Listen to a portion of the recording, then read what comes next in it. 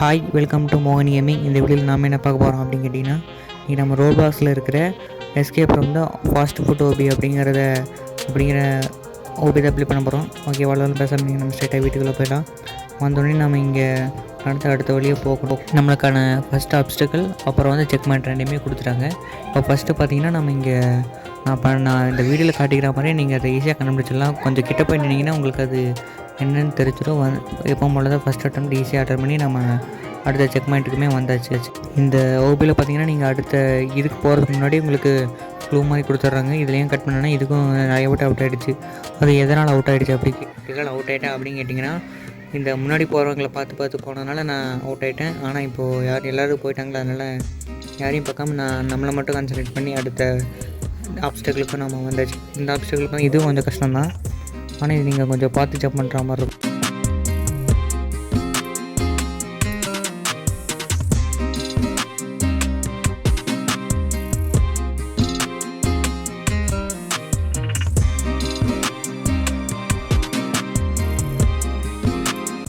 இந்த மாதிரி தான் நீங்களும் கொஞ்சம் ட்ரெயின் ஆனால் ஈஸியாக வந்துடலாம். இப்போ இதே மாதிரி நீங்கள் செக் பண்ணி கொடுத்து இதை எடுத்தாச்சு. எப்பவும் போல் லேடர் வச்சுருந்தாங்க. இதை தாண்டி போனால் நம்மளுக்கு முன்னாடி இந்த மாதிரி ஆனியன் ஃப்ரை பண்ணுற மாதிரி போட்டிருந்தாங்க. இதுவும் கிட்டத்தட்ட ஈஸி தான். நீங்கள் கொஞ்சம் ப்ராக்டிஸ் பண்ணால் வந்துடலாம். இதுக்கும் 2-3 அட்டெம்ப்ட் வேணும். இந்த அப்ஸ்டக்கிள் பார்த்தீங்கன்னா நான் ஒரு 2 அட்டெம்ப்டில் தாண்டிட்டேன். அடுத்த அப்ஸ்டக்கிள் எனக்கு கொஞ்சம் டைம் எடுத்தது. கொஞ்சம் கஷ்டமான அப்ஸ்டக்கிள் தான். இங்கே ஒரு செக் பண்ணி கொடுத்துருந்தாங்க, அதையும் நம்ம எடுத்தாச்சு. இதுக்கு நான் ஸ்பீடப் தான் பண்ணிகிட்ருப்பேன்.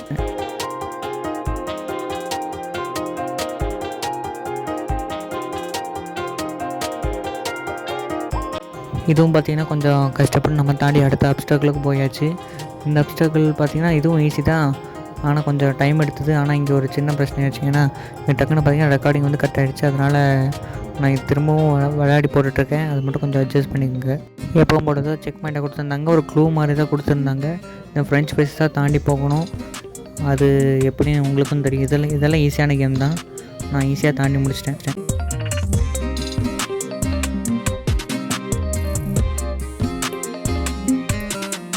இதுவும் பார்த்திங்கன்னா கொஞ்சம் சீக்கிரமாக நான் இதை முடிச்சுட்டு நம்ம அடுத்த இதுக்கும் போயாச்சு. ஆனால் அடுத்ததுக்கு எனக்கு இந்த இடத்துல எதுக்கு செக் பாயிண்ட் வச்சாங்கன்னு எனக்கு தெரில.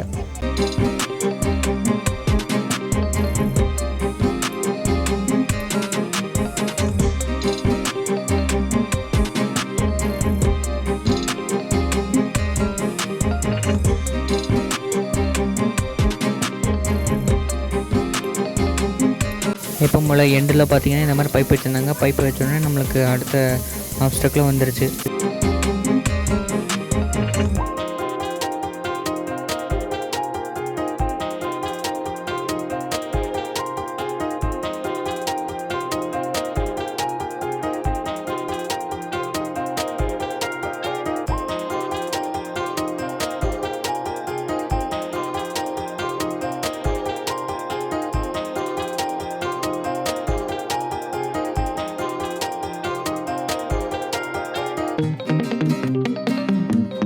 அந்த லேடரில் மட்டும் நீங்கள் கொஞ்சம் பார்த்து கேர்ஃபுல்லாக ஏறுற மாதிரி இருக்கும். மற்றபடி இந்த ஓபியில் கொஞ்சம் ஈஸி தான்.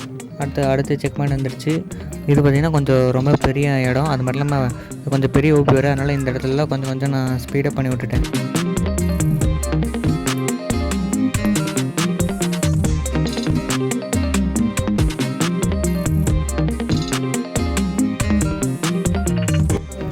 எப்பவும் போட தான் நம்மளுக்கு ஈஸியாக இந்த செக் பாயிண்ட்டை கொடுத்துட்டாங்க. அடுத்து பார்த்திங்கன்னா இந்த அப்ஸ்டக்ஸ் எல்லாம் கொஞ்சம் தாண்டி வர மாதிரி இருக்கும். அதுக்கடுத்து அடுத்த செக் பாயிண்ட்டுக்கு அப்புறம் தான் கொஞ்சம் ஓபி வந்து டஃப்பாகிற மாதிரி இருக்கும். ஏன்னா அடுத்து பார்த்திங்கன்னா இந்த சால்ட் இருக்கும். ஆனால் இது நான் லக்கில் தாண்டிட்டேன். லக்கில் தாண்டினா எனக்கு கரெக்டாக தெரில. ஆனால் நீங்கள் தானே கொஞ்சம் கேர்ஃபுல்லாக தாண்டிக்கிங்க. ஏன்னா இது கொஞ்சம் கஷ்டமாக இருந்தது. அடுத்து பார்த்திங்கன்னா இதெல்லாம் ஈஸியாக முடிஞ்சது. இப்போ இதுக்கு மேலே தான் ஓபியே இருக்குது. இதுக்கப்புறம் இவங்க வாய்க்குள்ளே போகிற மாதிரி இருக்கும். இவங்க வாய்க்குள்ளே போயிட்டு வெளியே வந்து திரும்பவும் ஒரு இடம் இருக்கும். அந்த இடத்துக்குள்ளே போயிட்டு வெளியே வந்து நிறையா ஓபிஸ் நிறையா இன்னைக்கு ரொம்ப டேமேஜ் ஆகுது. நிறையா ஓபிஸ் இருக்குது. அதனால் கொஞ்சம் பார்த்து பண்ண வேண்டியதாக இருக்குது.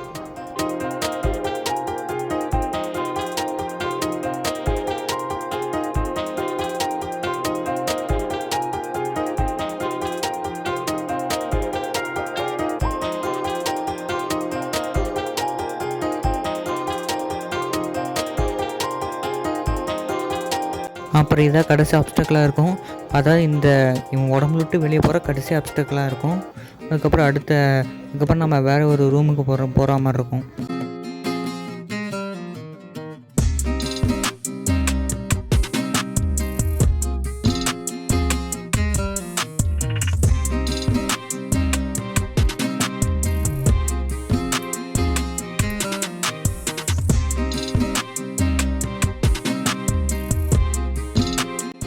ஓகே, நான் சொன்ன மாதிரி நம்ம இப்போ வேறு ஒரு ரூமுக்கு வந்துட்டோமா. இப்போ இந்த இடத்துல நிறையா ஆப்ஸ்டக்கிள்ஸ்லாம் வச்சுருப்பாங்க. இதெல்லாம் நம்ம தாண்டி போகிற மாதிரி இருக்கும். இதில் தாண்டதுல ரொம்பவே ஈஸி தான்.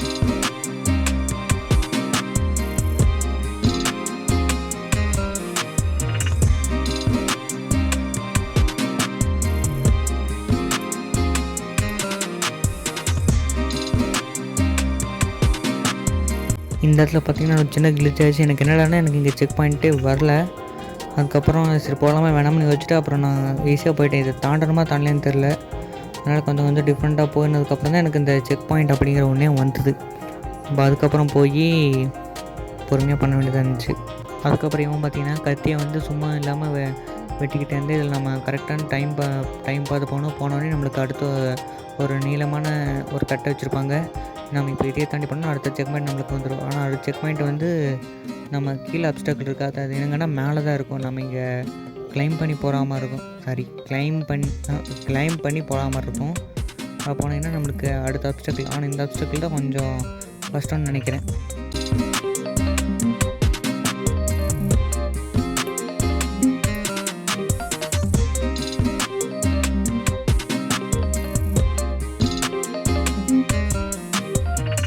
இந்த ஓபியை பார்த்திங்கன்னா கிட்டத்தட்ட ஒரு 80% பக்கம் தான் இந்த ஓபியே முடிஞ்சிருக்கும்.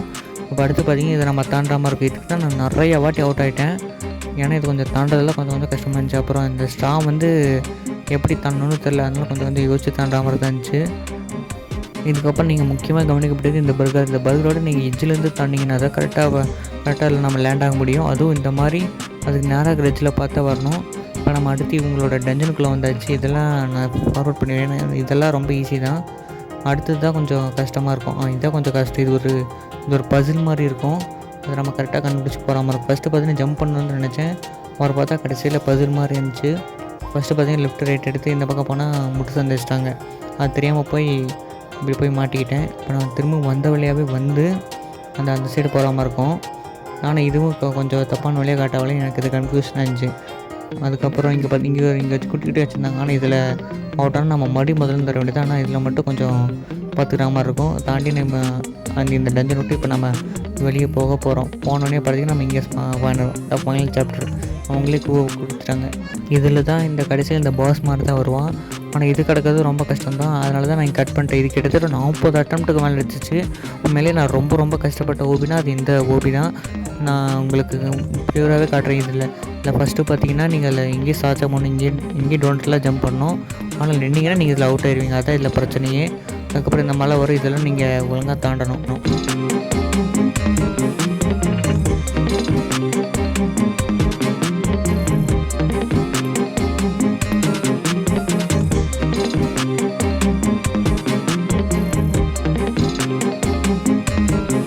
இந்த கடைசியை தாண்டினா நம்ம இந்த ஓவியம் முடிச்சாச்சு. ஆனால் அது முடிக்க ரொம்பவே கஷ்டமாக இருந்துச்சு. நீங்களும் இதை ட்ரை பண்ணி பார்த்து கஷ்டமாக இருந்துச்சா இல்லையா அப்படிங்கிறத எனக்கு கமெண்ட்டில் சொல்லுங்கள். அப்புறம் சேனல் பிடிச்சிருந்தால் சப்ஸ்கிரைப் பண்ணுங்கள். தேங்க்யூ ஃபார் வாட்சிங். பாய்.